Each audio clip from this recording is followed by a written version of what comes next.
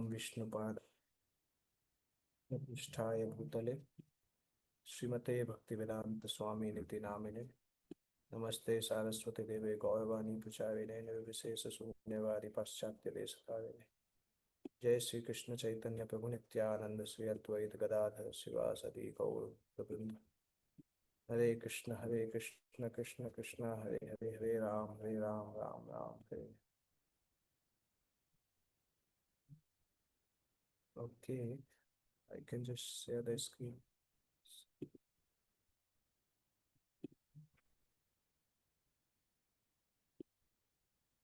Last week हमारा class नहीं हुआ था। लास्ट वीक एक्चुअली स्नान यात्रा का दिन भी था या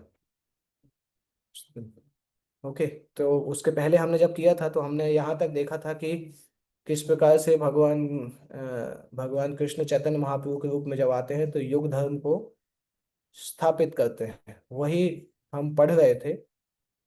और उसके अंतर्गत हमने ये देखा था कि अंतिम लीलाओं में वो भगवान चैतन्य के नाम से विख्यात हैं। कृष्ण के नाम तथा महिमा के बारे में शिक्षा देकर सारे संसार को आशीर्वाद प्रदान करते हैं। 35 से हमें पढ़ना था 35। तार युगावतार युगावतार जानी गर्ग महाशय कृष्णेर नाम करणे करिया छे निर्णय। जब भगवान कृष्ण का आविर्भाव हुआ था तो उस समय गर्ग मुनि, जो कि राजा वसुदेव के फैमिली प्रीस्ट थे, राजपुरोहित थे, उन्होंने कृष्ण का नामकरण किया था। ये 5,000 साल पहले की बात हो रही है। और गर्ग मुनि को उस समय पता था कि चैतन्य महाप्रभु जो है वो आ, कलयुग में अवतार हैं।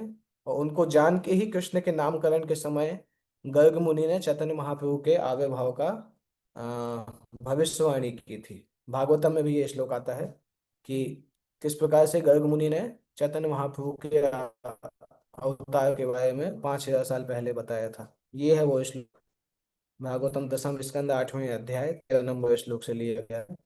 आसन वर्णास्त्रयो ह्यस्य गृणतोनु युगम तनु शुक्लो रक्तस्तथा पीत इदानीम कृष्णताम गतः। तो गर्ग मुनि क्या बता रहे हैं? आसन वर्णास्त्रयो ह्यस्य, ये जो बालक है, ये बालक के अलग अलग वर्ण में इसके अवतार होते हैं, इसके बॉडीली कलर जो है वो अलग अलग होता है। आसन वर्णास्त्रयो ह्यस्य, 3 और वर्ण है इसके। ग्रह तो अनुयुगम युगम, ये बालक ग्रहण तो मतलब ग्रहण करता है या प्रकट करता है, हर युग में ये अलग अलग बॉडीली एफल्जेंस प्रकट करता है। कौन कौन से एफल्जेंस? शुक्ल, शुक्ल मतलब सफेद, रक्त मतलब लाल, पीत मतलब पीला। मतलब बाकी के 3 युगों में इसने शुक्ल, रक्त और पीत, इन 3 तरीके से शरीर एफल्जेंस को स्वीकार किया है। इदानीम कृष्णताम गतः, अभी इसका जो रूप है ये काला रूप है, कृष्ण रूप है। तो ये कब बता रहे हैं? 5,000 साल पहले जब कृष्ण का नामकरण कर रहे हैं, उस समय उन्होंने बोला है कि अभी तो ये कृष्ण के रूप में जन्म लिए हैं, परंतु यही बालक अलग अलग कलर में जन्म लेते हैं, इनका बॉडी का कलर अलग अलग होता है।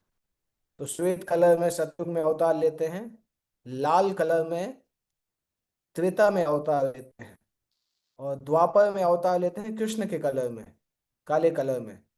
तो कौन सा युग बचा? कलयुग बचा। और कौन सा कलर बचा? पीत बचा। तो ये पीत कलर जो है ये चैतन्य महाप्रभु का कलर है, जिसके बारे में गर्ग मुनि बताते हैं। चैतन्य महाप्रभु पीले वर्ण, गौरांग, गौरांग रूप में, गोल्डन येलो कॉम्प्लेक्शन में आते हैं। तो ये भविष्यवाणी 5,000 साल पहले चैतन्य महाप्रभु के बारे में गर्गाचार्य के द्वारा की गई है, जिसमें कि अ, बताया गया है कि किस प्रकार से चैतन्य महाप्रभु कलयुग में आएंगे।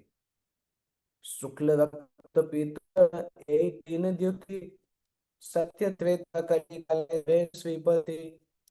शुक्ल मतलब सफेद रूप से भगवान अवतार लेते हैं सत्य युग में, लाल रूप में अवतार लेते हैं त्रेता युग में, पीत रूप में अवतार लेते हैं कली युग में।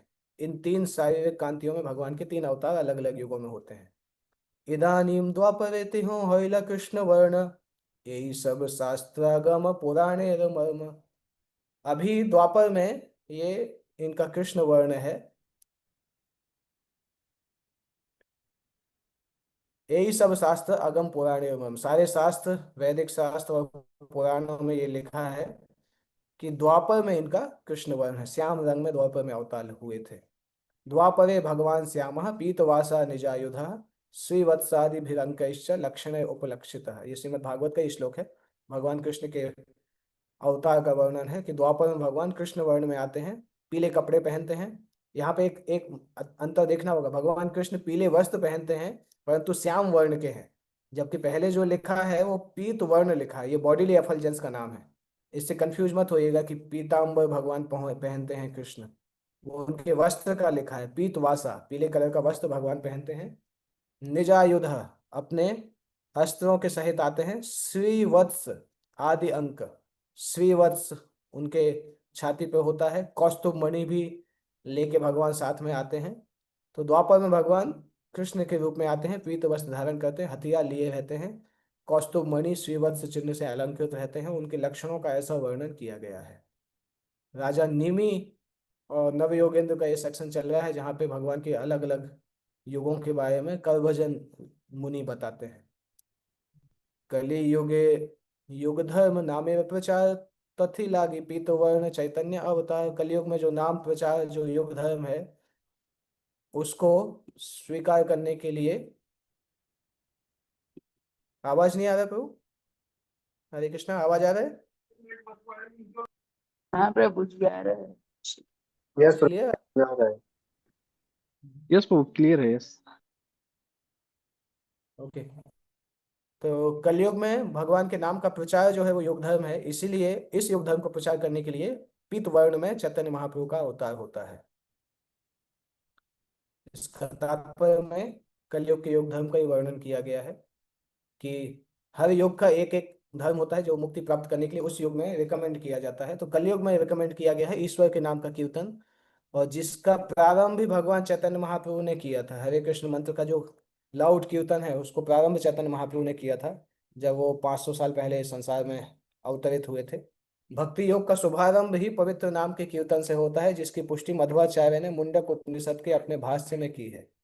उन्होंने नारायण संहिता के इस श्लोक का प्रमाण दिया है। द्वापरे ये जनई विष्णु पंचरात्रेस्तु केवलै कलौ तु नाम मात्रेण पूज्यते भगवान हरि। द्वापर युग में भगवान विष्णु की पूजा नारद पंचरात्र से, और कलयुग में केवल नाम मात्र से भगवान हरि की पूजा की जाती है। इसी तरह से कलि संतरण उपनिषद का भी इसमें उल्लेख आया है, जिसके द्वारा 16 शब्दों के हरे कृष्ण महामंत्र के द्वारा कलयुग में इससे उत्कृष्ट और कोई विधि नहीं है। ये कलि संतरण उपनिषद का श्लोक है जिसमें हरे कृष्ण महामंत्र का डायरेक्ट डिस्क्रिप्शन आता है। तप्त हेम सम कांति प्रकांड शरीर नव मेघ जिनी कंठ ध्वनि जे गंभीर। चैतन्य महाप्रभु का लक्षण बता रहे हैं। तप्त हेम सम कांति, पिघले सोने के जैसा उनका शरीर की कांति है। प्रकांड शरीर, बहुत गंभीर गंभीर वाणी है। उनकी गंभीर वाणी नए उमड़े बादलों की गर्जना को परास्त करने वाली है। बहुत ग्रेव स्पीकिंग है चैतन्य महाप्रभु का, गंभीरता से बोलते हैं। दैर्घ्य विस्तारे जेई अपनार हाथ चारि हस्त होय महापुरुष विख्यात।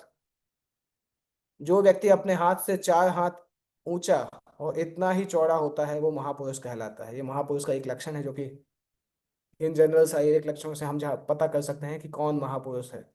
जिस व्यक्ति की टोटल लेंथ उसके हाथ से चार अपने हाथ से 4 हाथ ऊंचा होता है, उसको मंडल बोलते हैं। जो व्यक्ति हाथ से 4 हाथ ऊंचा और उतना ही चौड़ा होता है वह महापुरुष कहलाता है। इमेजिन करना मुश्किल हो रहा है ना, हमारे हाथ को अगर हमारा हाथ अगर कमर तक जाता है, उस हाथ को डबल करेंगे या 2.5 टाइम्स करेंगे तो हमारी टोटल हाइट हो जाती है। परंतु यहाँ पे लिखा है महापुरुष हाथ से 4 गुना होता है, उतना ऊंचा होता है, उसको महापुरुष बोला जाता है। एनीवे, कलयुग में महापुरुष इतने ज्यादा पाए भी नहीं जाते हैं, इसलिए ये सब चीजें दिखाई भी नहीं देती हैं। जब जब कभी ऐसे लोग आते हैं तभी ये आते हैं। निग्रोध परिमंडल होय तार नाम, निग्रोध परिमंडल तनु चैतन्य गुण धाम। ऐसा व्यक्ति निर्ग्रोध परिमंडल कहलाता है। समस्त सद्गुणों के मूर्तिमंत स्वरूप से चैतन्य महाप्रभु का शरीर निर्ग्रोध परिमंडल है। ये शारीरिक लक्षण भगवान के अतिरिक्त जिन्होंने बद्ध जीवों को अपनी ही माया में लगा रखा है, अन्य किसी में नहीं पाए जाते हैं। ओके, ये केवल भगवान के लक्षण हैं, विष्णु के अवतार के सूचक होते हैं इस तरीके के लक्षण, बाकी सामान्य जीवों में नहीं पाए जा सकते। आजानुलंबित भुज कमल लोचन तिल फुल जिनी नासा सुधांशु वदन, ये भगवान की शारीरिक सुंदरता का वर्णन है। और आनुलंबित भुजौ, आजानुलंबित भुजौ मतलब भगवान की भुजाएं इतनी बड़ी हैं कि जो घुटने तक पहुंचती हैं। सामान्यतः अपने हाथों को हम देखेंगे तो घुटने तक नहीं पहुंचते हैं, हमारे हाथ पहुंच घुटने के नीचे, घुटने के पहले ही खत्म हो जाते हैं। कमर, कमर से थोड़ा नीचे तक पहुंच सकते हैं या कमर तक पहुंचते हैं, परंतु जो महापुरुष होते हैं उनकी भुजाएं घुटने तक पहुंचती हैं। उसको बोला जाता है आजानुलंबित, क्योंकि जानू का मतलब होता है घुटना। तो सिर से लेके घुटने तक, मतलब भुजाएं जो हैं, भुजाओं के उद्गम स्थल से लेके घुटने तक पाई जाती है महापुरुषों की भुजाएं। कमल लोचन, उनकी आंखें कमल के समान हैं। तिल फुल जिनी नासा, तिल, तिल पौधे के फूल के जैसे उनकी नाकें हैं। सुधांशु वदन, सुधांशु चंद्रमा का एक नाम होता है। सुधा मतलब अमृत, अंशु, अंशु मतलब कण। चंद्रमा से अमृत की बूंदें निकलती हैं, इसलिए चंद्रमा का एक नाम है सुधांशु। तो चैतन्य महाप्रभु का वदन जो है चंद्रमा के समान है, चेहरा, वदन मतलब चेहरा चंद्रमा के समान है। शांत दांत कृष्ण भक्ति निष्ठा परायण भक्त वत्सल सुशील सर्वभूतेशम, चैतन्य महाप्रभु बहुत व्यवहार में बहुत शांत हैं। हमेशा उनकी इंद्रियां, हमेशा उनकी जो इंद्रियां हैं वो नियंत्रित रहती हैं। कृष्ण भक्ति निष्ठा परायण, कृष्ण की दिव्य सेवा में हमेशा लगे हुए हैं। भक्त वत्सल, भक्तों के प्रति स्नेहित हैं, स्नेहिल हैं। सुशील मतलब बहुत अच्छा स्वभाव है। सारे जीवों के लिए समभाव रखने वाले हैं, सर्वभूते सम। चंदनेर अंगद बाला चंदन भूषण नृत्य काले परी करें कृष्ण संकीर्तन, चंदन के बने कंगनों और बाजूबंदों से विभूषित हैं और चंदन के लेप से मंडित हैं। श्री कृष्ण संकीर्तन में नृत्य करने के उद्देश्य से ही ये आभूषण धारण करते हैं। यही सब गुण लोइया मुनि वैशम पायन सहस्त्र नामे कैल तार नाम गणन, जब महर्षि वैशंपायन ने विष्णु सहस्त्र नाम को लिखा था, विष्णु सहस्त्र नामों का वर्णन किया था, तो जब उन्होंने चैतन्य महाप्रभु के ये गुण देखे, इतने सारे गुण जो महापुरुषों में पाए जाते हैं, विष्णु अवतारों में पाए जाते हैं, तो उन्होंने चैतन्य महाप्रभु का नाम विष्णु के अवतारों में लिखा है। विष्णु सहस्त्र नाम में चैतन्य महाप्रभु का नाम उन्होंने लिखा है। श्री चैतन्य के इन सारे गुणों को लिपिबद्ध करते हुए मुनि वैशंपायन ने विष्णु सहस्त्र नाम में उनका नाम सम्मिलित कर लिया है। दुई लीला चैतन्य आदि आर शेष, दुई लीलाएं चारी चारी नाम विशेष, श्री चैतन्य की लीला के दो विभाग हैं, आदि लीला तथा शेष लीला। इन दोनों लीलाओं में उनके चार चार नाम हैं। अभी ये श्लोक जो है ये ये महाभारत का श्लोक है। ये जो श्लोक यहाँ पे कोट किया जा रहा है ये महाभारत से लिया गया है। सुवर्ण वर्ण हेमांग वरांगश्चंदनागदी संन्यास कृत समः शांतो निष्ठा शांति परायण। सुवर्ण वर्ण मतलब सोने के रंग वाले, हेमांग पिघले सोने के जैसा शरीर है। पिघले सोने मतलब कोमल, बहुत कोमल शरीर है। एक जगह पे आता है जब चैतन्य महाप्रभु के शरीर को अगर जैसे पिघली पिघली हुई बटर होती ना, फ्रेश जो बटर बनाते हैं, उस बटर से भी ज्यादा कोमल है। अगर चैतन्य महाप्रभु के शरीर को टच करके उस बटर को टच करेंगे तो बटर कठोर लगती है, उसको उसको हेमांग बोला जाता है। तो सोने का कलर है और पिघले सोने जैसा शरीर है। वरांग, वरांगस चंदनागदी, सुंदरतम शरीर है। और उस शरीर पे चंदन का लेप लगा है, सोने के जैसा शरीर है, उस पे चंदन का लेप लगाते हैं। और पहले उनका ऐसा रूप है, फिर अपने जीवन में संन्यास कृत, सन्यासी आश्रम भी स्वीकार करते हैं, संन्यास जीवन स्वीकार करते हैं। समः, समः मतलब उनके मन और इंद्रियां पूरी तरह से शांत हैं। निष्ठा शांति परायण, वो शांति तथा भक्ति के सर्वोच्च धाम है, क्योंकि निर्विशेषवादी अभक्तों को चुप करा देते हैं। तो ये विष्णु सहस्त्र नाम का श्लोक है जिसमें चैतन्य महाप्रभु के बारे में वर्णन आता है। अपनी आदि लीला में वे सुनहरे रंग वाले गृहस्थ के रूप में प्रकट होते हैं।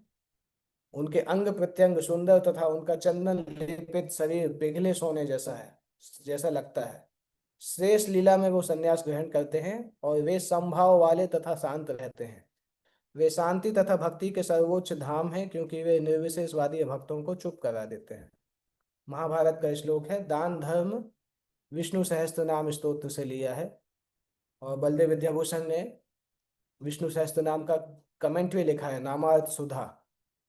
और उसमें उन्होंने इस श्लोक को व्याख्या करके बताया है कि किस प्रकार से चैतन्य महाप्रभु का वर्णन विष्णु सहस्त्र नाम में आता है।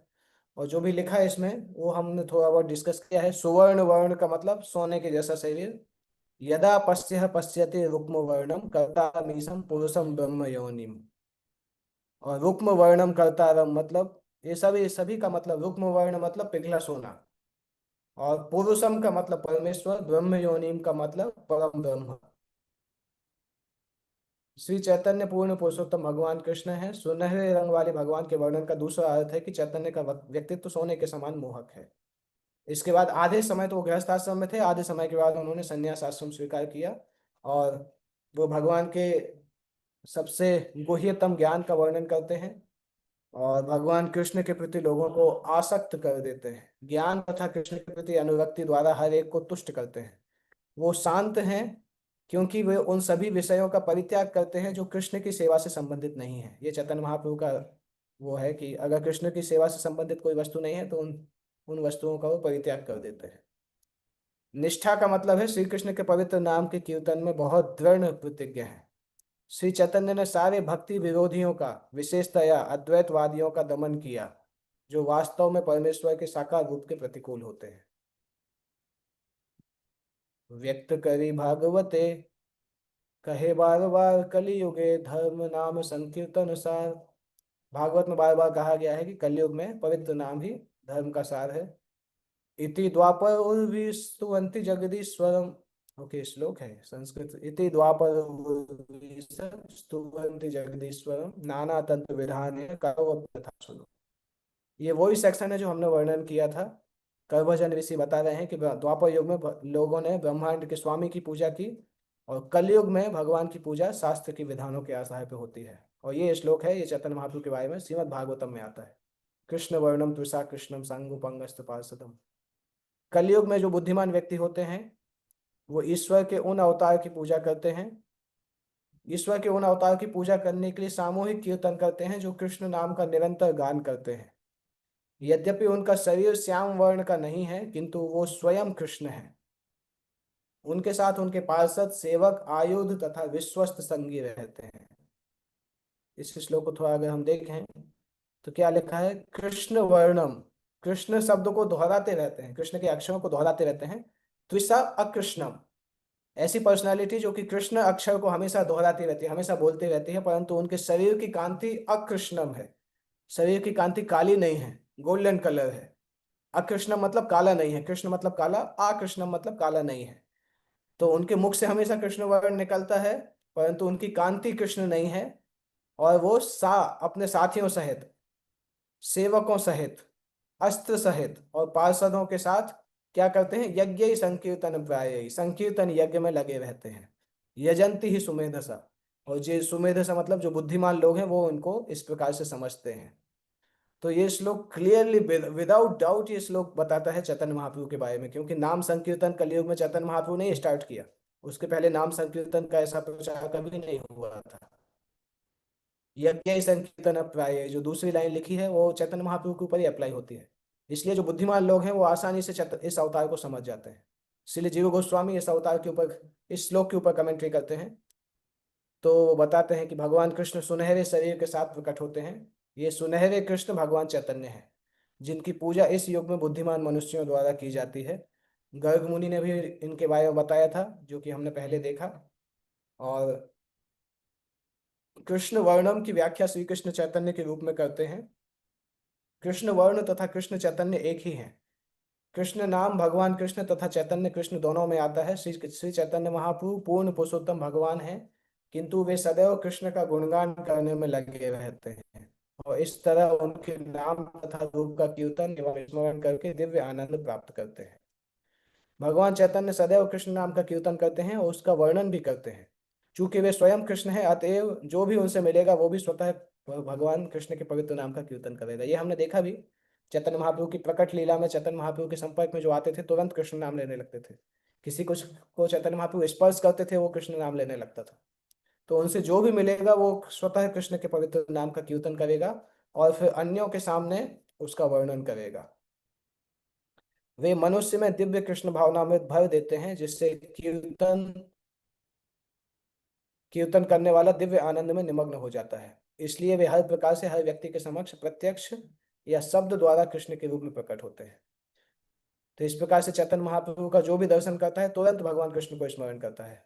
दोनों एकदम कनेक्टेड हैं। आप देखिए इस्कॉन में भी हम जैसे ही चैतन्य महाप्रभु के संपर्क में आते हैं कृष्ण भक्ति बढ़ने लगती है, क्योंकि वो स्वयं ही कृष्ण भक्ति को प्रदान करने वाले हैं। इसके बाद संग उपंग पार्षद, इसका मतलब है चैतन्य महाप्रभु का शरीर चंदन के आभूषणों एवं चंदन चंदन लेप से अलंकृत रहता है। वे अपने अपूर्व सौंदर्य से अपने युग के सारे लोगों को वशीभूत करते हैं। अन्य अवतारों में भगवान ने कभी कभी असुरों को परास्त करने के लिए अस्त्रों का उपयोग किया, किंतु इस युग में भगवान अपने सर्व आकर्षक स्वरूप श्री चैतन्य महाप्रभु के रूप में ही उन्हें परास्त करते हैं। श्रील जीव गोस्वामी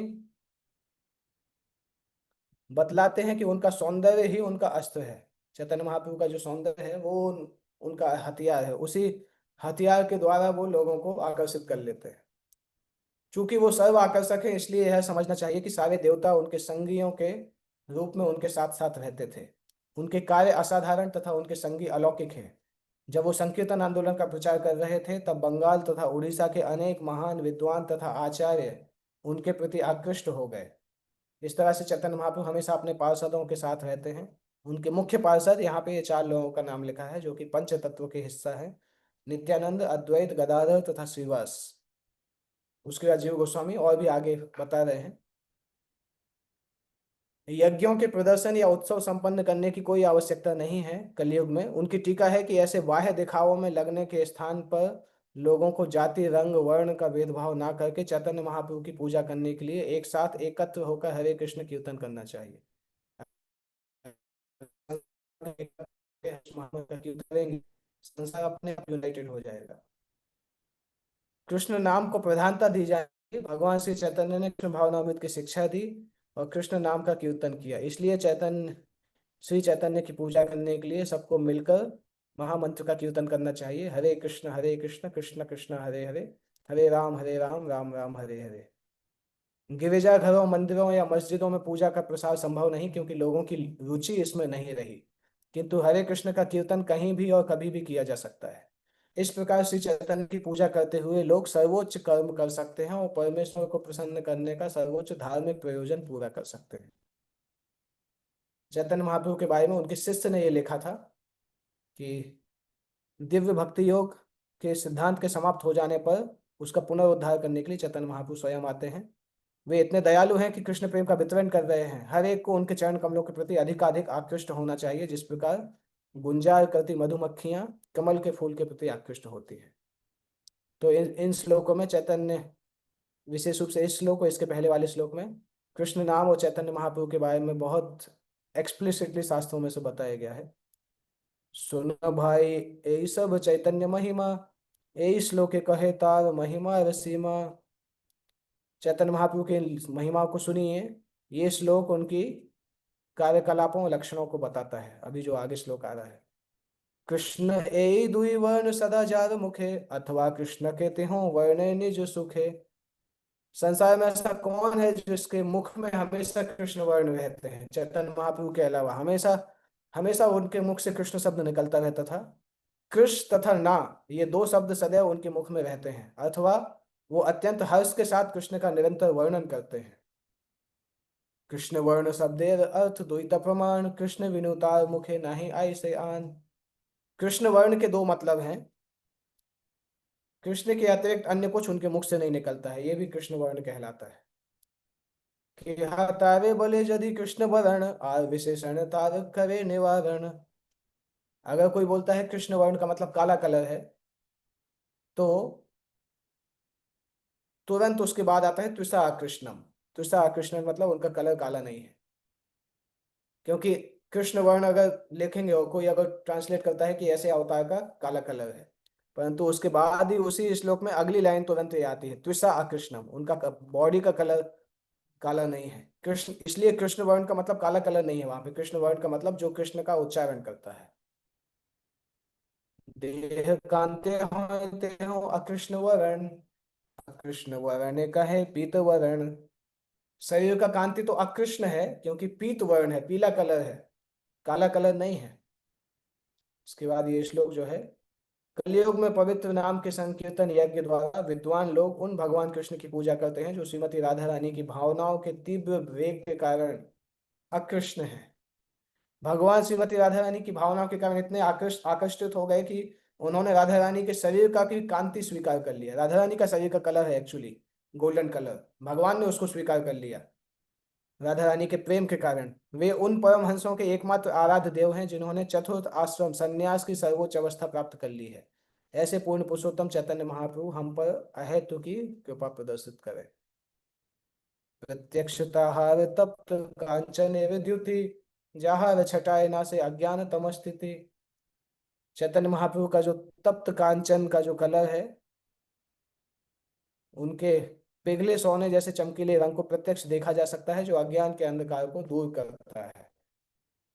जीवे कलमस्तमो नाश करे बारे, अंग उपांग नाम नाना अस्त्र धरे। और चैतन्य महाप्रभु अपने साथ बाकी लोगों को भी लेके आते हैं, अंग उपांग इन सभी को लेके आते हैं जिससे कि जीव के कलमश और अंधकार का नाश हो सके। भक्ति विरोधी कर्म धर्म व अधर्म, तहार कलमश नाम से महातम। अभी कलमश किसका वर्णन किया जा रहा है? कलमश का मतलब होता है ऐसे कार्य जो भक्ति के विरोधी हैं या पाप कर्म है, उसको कलमश कहा जा रहा है। वो पाप कर्म को चैतन्य महाप्रभु हंसी खेल में ही विनाश कर देते हैं। इस प्रकार से हंसी खेल में विनाश करते हैं। बाहुतुली हरि बलि प्रेम दृष्टि चाहे, करिया कलमश नाश प्रेम ते भसाए। जब चैतन्य महाप्रभु अपनी दोनों भुजाएं ऊपर उठा के हरि बोल बोलते हैं और प्रेम दृष्टि से सबको देखते हैं, तो व्यक्ति के सारे कलमश को खत्म कर देते हैं और व्यक्ति, इसलिए इस्कॉन मंदिरों में आप देखेंगे चैतन्य महाप्रभु जो हैं वो दोनों बाहें उठाए उनका उनका विग्रह होता है। क्योंकि जब चैतन्य महाप्रभु दोनों बाहें उठा के हरि बोल बोलते हैं तो उसको देखने वाले का ही कलमश खत्म हो जाता है और कृष्ण प्रेम में वो डूब जाता है। स्मिता लोकः शोकम हरति जगताम यस्य परीतो, गिराम तु प्रारभ्य कुशलः पटलिम पल्लवयति। पदालंबः कम व प्रणयति नहि प्रेम निवहम, सदेवश्चैतन्या कृतिर तितराम न कृपयतु। श्री चैतन्य के रूप में पूर्ण पुरुषोत्तम भगवान हम पर अपनी अहेतु की कृपा की वृष्टि करें। उनकी स्मित हास्य युक्त दृष्टि तुरंत ही संसार के सारे शोकों को दूर कर देती है और उनकी वाणी शुभ भक्ति लताओं को पल्लवित कर जीवन प्रदान करती है। उनके चरण कमलों की शरण लेने से तुरंत ही दिव्य भगवत प्रेम का उदय होता है। श्री अंग श्री मुख जय करे दर्शन, तार पाप क्षय होए पाए प्रेम धन। जो भी चैतन्य महाप्रभु के श्री अंग उनके शरीर का दर्शन करता है, श्री मुख उनके मुख का दर्शन करता है, तार पाप क्षय होए उसके सारे पापों का अंत हो जाता है, पाए प्रेम धन और उसको कृष्ण प्रेम धन का प्राप्ति होती है। अन्य अवतारे सब सैन्य शस्त्र संगे, चैतन्य कृष्ण सैन्य अंग उपांगे। बाकी सब अवतारों में तो भगवान के पास शस्त्र होते हैं, सेना भी होती है, परंतु इस अवतार में उनकी सेना उनके पार्षद ही उनकी सेना के रूप में है। भगवान श्री चैतन्य महाप्रभु शिव जी तथा ब्रह्मा जी समेत समस्त देवताओं के परम आराध्य हैं। ये देवता सामान्य मनुष्यों के वेश में उनके प्रति प्रेम प्रदर्शन करते हुए आए। वे अपने भक्तों को अपनी शुद्ध भक्ति का उपदेश देते हैं। क्या वे पुनः मेरे दृष्टि पथ पर विराजमान होंगे? दृष्टि पथ पर विराजमान होने का मतलब हम उनको देख पाएंगे कि नहीं। ये श्री रूप गोस्वामी के द्वारा रचित ग्रंथ है जिसमें जिसमें से ये बोला जा रहा है। अंगोपांग अस्त्र करे स्वकार्य साधन, अंग शब्देर अर्थ आर सुन दिया मन। अंग उपांग अंग का मतलब पूर्णांश, उपांग मतलब, जैसे हम देखें हमारे हाथ में, अगर अगर हम अपने शरीर में देखें तो अंग क्या कहलाता है? पूरी भुजा को अंग बोला जाता है। और उपांग क्या बोला जाएगा? इस भुजा में जो उंगलियां हैं उसको उपांग बोला जाता है। तो भुजा एक अंग है और उसकी उंगलियां जो है वो उपांग हैं। तो इसी प्रकार से पूर्णांश और पार्षद, पूर्णांश तथा पार्षद अपना निजी विशेष कर्तव्य मानकर उनके अस्त्रों का कार्य करते हैं। अंग शब्द अंश कहे शास्त्र प्रमाण,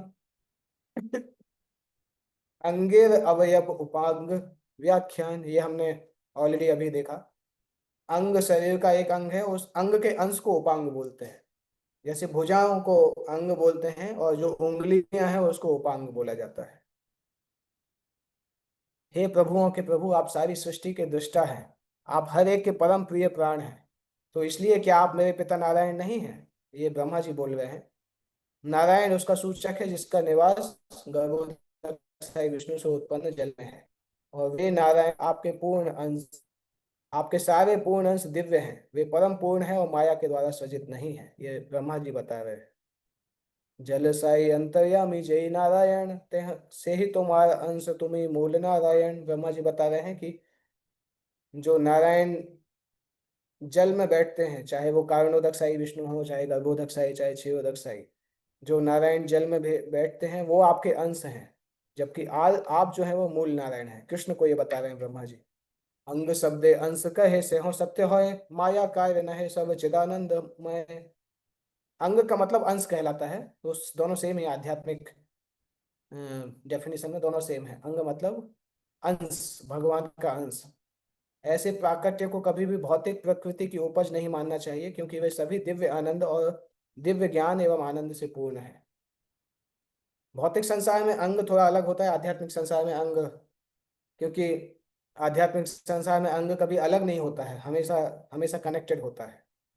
और भौतिक संसार में यदि किसी पदार्थ में से कोई अंश वापस ले लिया जाए तो पदार्थ में कमी हो जाती है।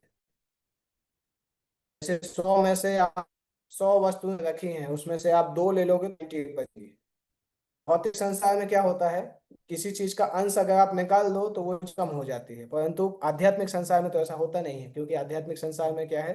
पूर्ण पूर्ण पूर्णमदः पूर्णमिदं पूर्णात् पूर्णमुदच्यते पूर्णस्य पूर्णमादाय पूर्णमेवावशिष्यते। भगवान जो है वो इन्फिनिटी के जैसे हैं। जैसे इन्फिनिटी माइनस इन्फिनिटी करो तो इन्फिनिटी होता है। इन्फिनिटी प्लस इन्फिनिटी भी infinity. Infinity divided by infinity वो भी इन्फिनिटी। इन्फिनिटी मल्टीप्लाई इन्फिनिटी वो भी इन्फिनिटी होता है। तो भगवान जो है मैथमेटिकल के इन्फिनिटी कॉन्सेप्ट के जैसे हैं। हालांकि वो केवल एग्जाम्पल के लिए है कॉन्सेप्ट। भगवान उससे बहुत बड़े हैं, परंतु उसके द्वारा हम समझ सकते हैं कि भगवान पूर्ण है। उनमें से कितना भी आप निकालेंगे वो भगवान पूर्ण रहेंगे, और उनमें आप कितना भी डालेंगे तब भी वो पूर्ण रहेंगे, क्योंकि भगवान हमेशा परम पूर्ण है। तो भौतिक संसार में क्या होता है, एक और एक दो होता है, और एक में से एक घटाने पे जीरो हो जाता है। इसलिए मनुष्य को भौतिकता की दृष्टि से भगवान की कल्पना नहीं की जा सकती है। आध्यात्मिकता में ऐसा नहीं होता है। आध्यात्मिकता में सब कुछ पूर्ण होता है। और विष्णु तत्व में से अलग अलग तत्व निकलते हैं, भगवान के अवतार होते हैं, तो ऐसा नहीं कि भगवान की शक्ति कम हो जाती है। अवतार की भी शक्ति उतनी होती है, भगवान की भी उतनी शक्ति होती है, क्योंकि पूर्ण से पूर्ण निकलने के बाद भी पूर्ण बचा रहता है। अद्वैत नित्यानंद चैतन्य दुई अंग, अंगेर अवयव गण कहिए उपांग। तो चैतन्य महाप्रभु की लीला में उनके दो अंग हैं, एक तो अद्वैत आचार्य और नित्यानंद। और बाकी जो हैं इन अंग के अवयव हैं, को उपांग बोलते हैं। अंगोपांग तीक्ष्ण प्रभु सहिते, से सब अस्त्र होए पाषंड दलिते। इस प्रकार से भगवान अपने अंग, उपांग और अस्त्रों के द्वारा सुसज्जित हैं। और इन सब के द्वारा वो पाषंड कलन, नास्तिक लोगों को नष्ट करते हैं। यहाँ पर पाषंड शब्द अत्यंत सार्थक है। जो व्यक्ति पूर्ण पुरुषोत्तम भगवान की तुलना देवताओं से करते हैं वो पाषंड कहलाता है। ये पाषंड व्यक्ति परमेश्वर को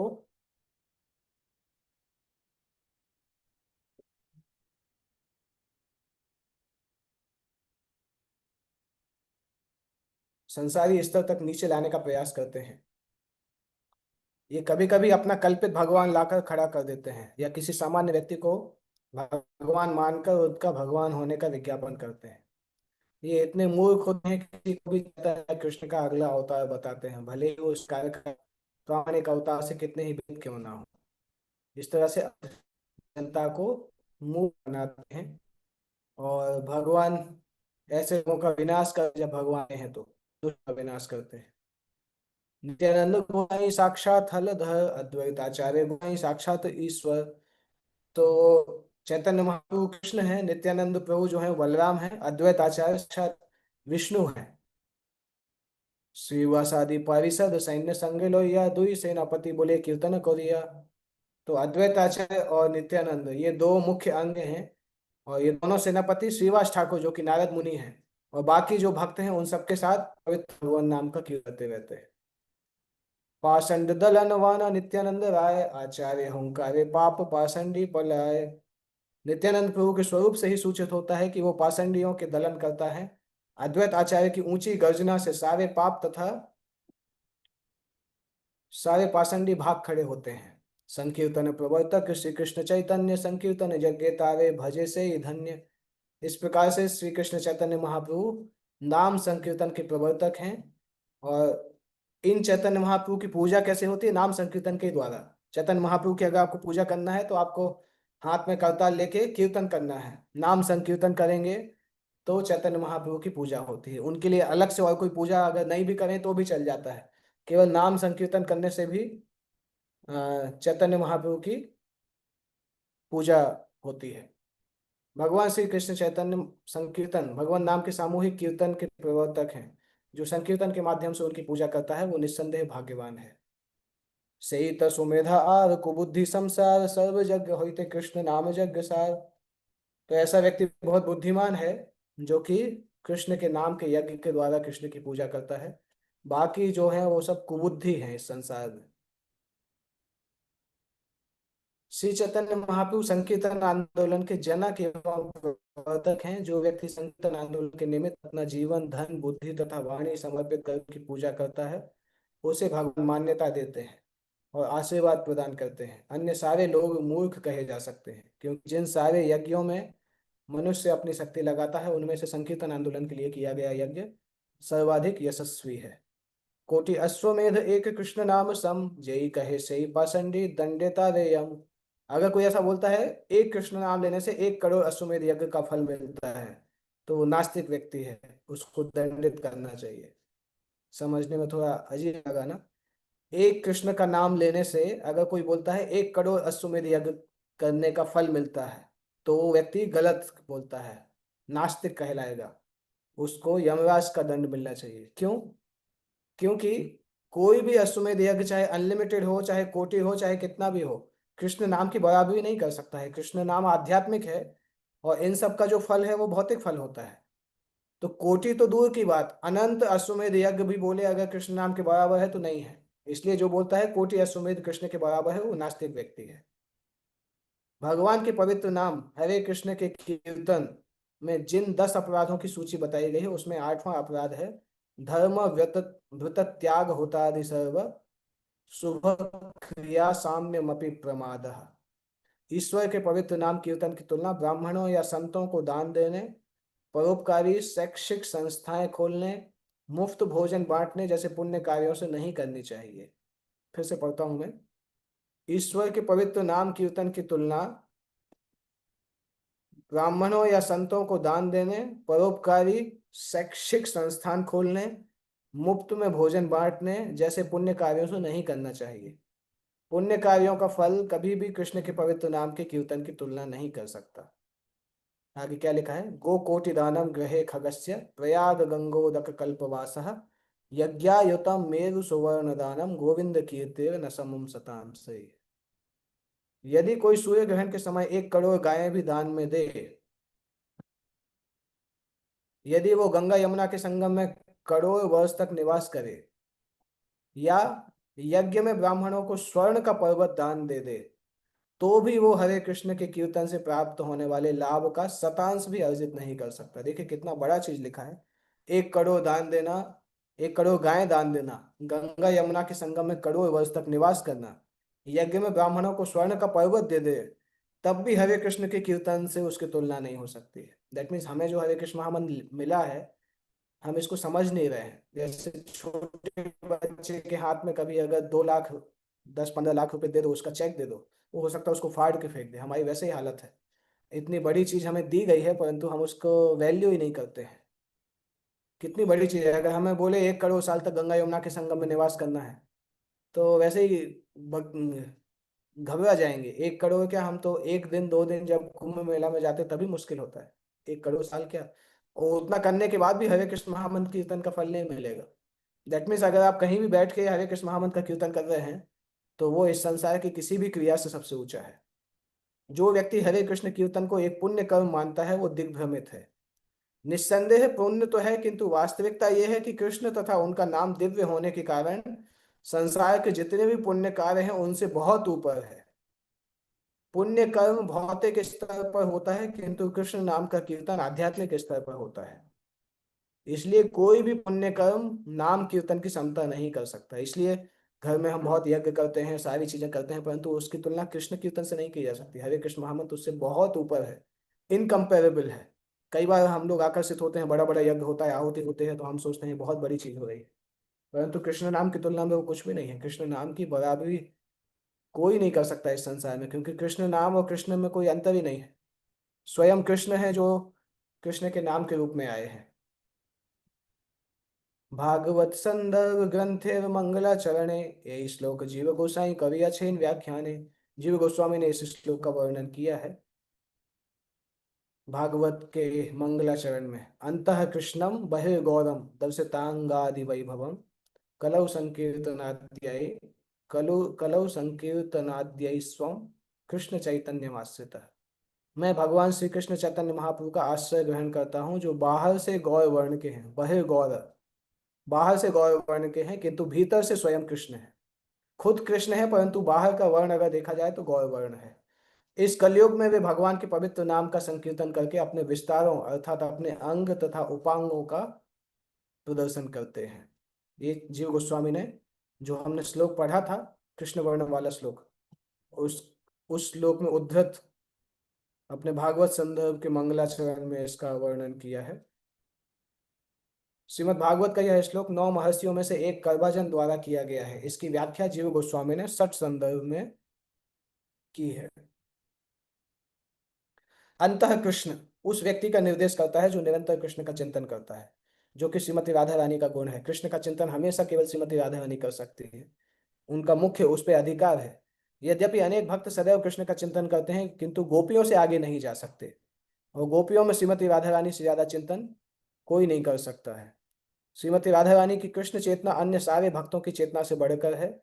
श्री चैतन्य महाप्रभु ने कृष्ण को समझने के लिए श्रीमती राधा रानी का स्थान ग्रहण किया, इसलिए वो श्रीमती राधा रानी के समान कृष्ण का चिंतन करते हैं। श्री कृष्ण चैतन्य जो ऊपर से गौर वर्ण के थे और जिनका रंग पिघले सोने जैसा था, उन्होंने अपने नित्य पार्षदों, ऐश्वर्यों, अंशों तथा अवतारों को एक साथ प्रकट किया। उन्होंने हरे कृष्ण कीर्तन की विधि का प्रचार किया, और जो उनके चरण कमलों का आश्रय लेते हैं वो धन्य है। उपपुराणे सुनी श्री कृष्ण वचन, कृपा कवि व्यास प्रति कवियछेन कथन। श्री कृष्ण को व्यास देव पर यह कहकर अपनी कृपा प्रदर्शित करते हुए सुना है हमने। ये जो कृष्णदास कविराज गोस्वामी लिख रहे हैं। हे विद्वान ब्राह्मण, कभी कभी मैं कलयुग के पतित लोगों को भगवत भक्ति के लिए प्रेरित करने हेतु संन्यास आश्रम ग्रहण करता हूँ। ये एक और शास्त्र में लिखा है जो कि कृष्ण वेद व्यास से बोल रहे हैं। 5,000 साल पहले भगवान कृष्ण ने वेद व्यास से बोला था, कभी कभी मैं कलयुग के पतित लोगों को भगवत भक्ति के लिए प्रेरित करने के लिए संन्यास आश्रम ग्रहण करता हूँ। दैट मीन्स ये चैतन्य महाप्रभु के अवतार का वर्णन हो रहा है। भागवत भारत शास्त्र आगम पुराण चैतन्य कृष्ण अवतारे प्रकट प्रमाण। श्रीमद् भागवतम में, महाभारत में, बाकी वैदिक साहित्यों में, पुराणों में चैतन्य महाप्रभु का कृष्ण अवतार के रूप में वर्णन किया गया है। प्रत्यक्ष देखा नाना, प्रकट प्रभाव, अलौकिक कर्म, अलौकिक अनुभव। और इतने प्रमाणों के बाद कोई चैतन्य महाप्रभु के स्वभाव को भी देख सकता है। उनके इस संसार के ऊपर उनके प्रभाव, उनके असाधारण कार्यों को देख के भी कोई समझ सकता है कि वो स्वयं कृष्ण है। देखिया ना देखे जत अभक्तेर गण, उल्लू के ना देखे जैन सूर्य किरण। अगर इतना प्रभाव होने के बाद भी कोई नहीं देखता है तो वो उल्लू के जैसा है। जैसे उल्लू सूरज की किरणों को नहीं देख पाता है, उसी प्रकार वो व्यक्ति भी चैतन्य महाप्रभु के प्रभाव को नहीं देख पाता है। ओके। तो नेक्स्ट अगली क्लास में हम 87 से स्टार्ट करेंगे। शिवम प्रभु याद दिला दीजिएगा एक बार, 87 जी से प्रभु। स्टार्ट करेंगे। किसी को कोई प्रश्न अगर पूछना है तो पूछ सकते हैं, इस टॉपिक से रिलेटेड अगर कोई प्रश्न है तो। ओके, अगर कोई प्रश्न नहीं है then we can end here. Shri Chaitanya Charitamrita की जय, जगत गुरु शिल प्रभुपाद की जय।